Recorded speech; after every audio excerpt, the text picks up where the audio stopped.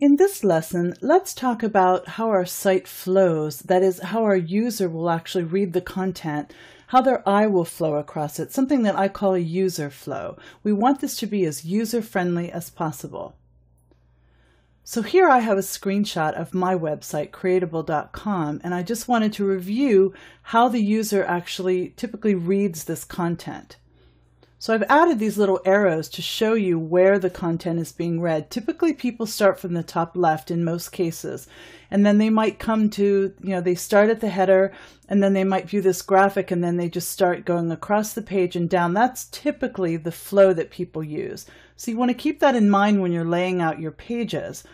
It's also a good idea to not have very large or bright graphics that might actually draw their attention away from the important content you want them to read, and to use the hierarchy as well as you can as far as headlines being bigger than body text and so forth.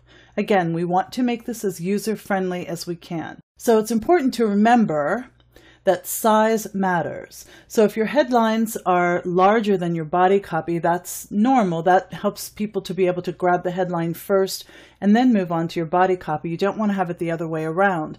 If you have a very large graphic in the lower right corner of the page that's very bright and eye-catching, it's typically going to draw someone's eye away from the copy they should be reading first at the top of the page. So keep that in mind.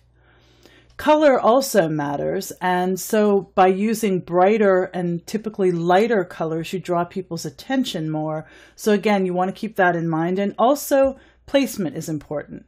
So where things are placed on the page, again, I mentioned that big graphic in the bottom right-hand corner, that can draw people's eye away from the content they should be reading first. So keep all of that in mind, size, color, and placement, when you're laying out your pages and preparing your blog.